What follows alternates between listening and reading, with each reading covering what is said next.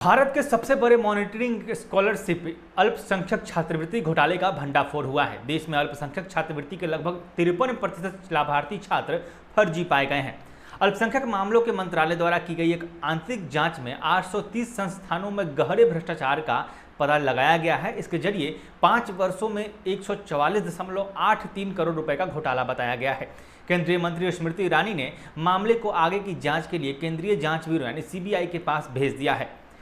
एक media channel की report के मुताबिक अल्पसंख्यक मामलों के मंत्रालय ने आधिकारिक तौर पर 10 जुलाई को इस मामले में अपनी शिकायत दर्ज कराई थी, जिसके बाद ये मामला हाईलाइट हो गया है और अब चर्चा का विषय बना हुआ है। कहा जा रहा है कि एनडीए सरकार के कई बड़े घोटालों में ये घोटाला है। जांच के दौरान 34 राज्यों के 100 जिलों में पूछताछ की गई है। जांच किए गए 1572 संस्थानों में से 830 को धोखाधड़ी गतिविधियों में शामिल पाया गया है। यहाँ दिलचस्प बात यह है कि ताज़ा आंकड़े 34 में से केवल 21 राज्यों के ही हैं, यानी बचे हुए 13 राज्यों के संस्थानों की जांच अभी भी चल रही है। इसका मतलब है कि इस घोटाले की जो राशि है वो आंकड़ा और भी बृहद पैमाने पर बढ़ सकता है। फिलहाल अधिकारियों ने 830 संस्थानों से जुड़े खातों को फ्रीज करने के आदेश दे दिए हैं। मंत्रालय का छात्रवृत्ति कार्यक्रम लगभग 1,80,000 संस्थानों तक फैला हुआ है। इसमें कक्षा 1 से लेकर उच्च कक्षा तक के छात्र भी शामिल हैं। यह पहल शैक्षणिक वर्ष 2007-08 में शुरू किया गया था। कार्यक्रम के लिए फर्जी लाभार्थी के जरिए इन संस्थानों के द्वारा हर साल अल्पसंख्यक छात्रों के लिए छात्रवृत्ति का दावा किया गया था। आपको बता दें कि 2007-08 में कांग्रेस की सरकार थी, यूपी की सरकार थी, जिस पर अब जांच चल रही है और अब ये भ्रष्टाचार भाजपा शासित राज्यों में भी फैला हुआ नजर आ रहा है। केंद्रीय जांच ब्यूरो इन संस्थानों के उन नोडल अधिकारियों की जांच करेगी जिन्होंने अप्रूवल रिपोर्ट दी थी। इसके अलावा जिला नोडल अधिकारी के भी जांच के घेरे में आएंगे, जिन्होंने फर्जी मामलों में सत्यापन किया है। और ऐसे कई राज्य ने इस घोटाले को वर्षों तक रिपोर्ट जारी नहीं होने दिया और इसको लगातार भ्रष्टाचार को बनाए रखा। रिपोर्ट के मुताबिक मंत्रालय ने यह भी सवाल उठाया है कि बैंकों ने फर्जी आधार कार्ड और केवाईसी दस्तावेजों के साथ लाभार्थियों को फर्जी खाते खोलने की अनुमति कैसे दे दी है। आखिर इसके पीछे कौन था, किसके सह पर, किसके दबाव में बैंकों को यह निर्णय लेना पड़ा, अब ये भी एक जांच का विषय हो गया है। रिपोर्ट के मुताबिक छत्तीसगढ़ में जांच के दौरान सभी 62 संस्थान फर्जी यानी निष्क्रिय पाए गए हैं। राजस्थान में जांच किए गए तो 128 संस्थानों में से 99 फर्जी पाए गए और गैर परिचालन में थे। असम में चौंकाने वाली बात यह है कि 68% संस्थान फर्जी पाए गए हैं। कर्नाटक में भी 64% संस्थान फर्जी हैं। उत्तर प्रदेश में 44% संस्थान फर्जी पाए गए हैं। केरल के मल्लपुरम में एक बैंक शाखा ने 66,000 छात्रवृत्तियां वितरित की, जो छात्रवृत्ति के लिए पात्र अल्पसंख्यक छात्रों को पंजीकृत संख्या से अधिक है।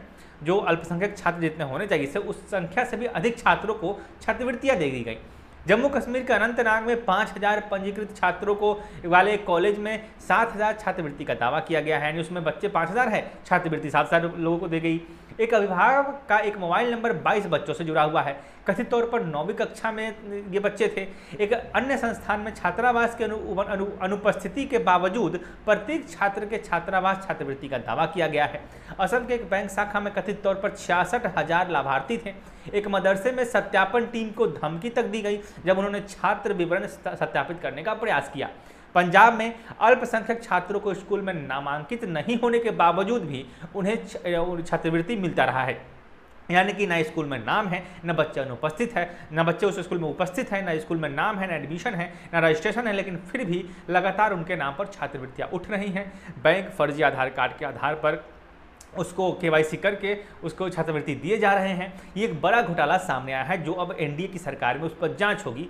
जैसा कि आपको हमने बताया है, ये घोटाला यूपीए की सरकार से 2007-08 से शुरू हो गया था, जिसको लेकर अब सरकार संवेदनशील है, अब गंभीर है और इस पर एक जांच कमेटी बैठाई गई है।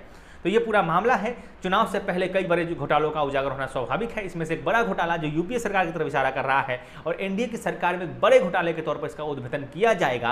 प्रधानमंत्री नरेंद्र मोदी की तरफ से या स्मृति ईरानी की तरफ से या फिर शिक्षा विभाग की तरफ से जो भी मंत्रालय है उनके तरफ से एक समुचित तौर पर एक ठोस कार्रवाई की जाएगी और लोगों को ये दर्शाया जाएगा कि ये सरकार किस तरह से कार्रवाई कर रही है, कि सरकार कार्रवाई की सरकार है। और स्पष्ट तौर पे अगर ऐसा है और इस पर कार्रवाई हो रही है तो बेहद निश्चित रूप से एक बहुत बड़े आंकड़े आएंगे जो घोटाले की भेंट चढ़ चुके होंगे और जिसकी रिकवरी अब सरकार को करनी पड़ेगी विभिन्न मंत्रालयों के मदद से, प्रशासनिक सहयोग से, उन नेताओं से, उन संस्थानों से जिन्होंने अब तक फर्जी नाम के आधार पर लाभ लिया है। फिलहाल ये पूरा मामला था, आपने पूरा मामला सुना है। इस मामले पर आपको क्या कहना है हमें कमेंट में जरूर बताइएगा।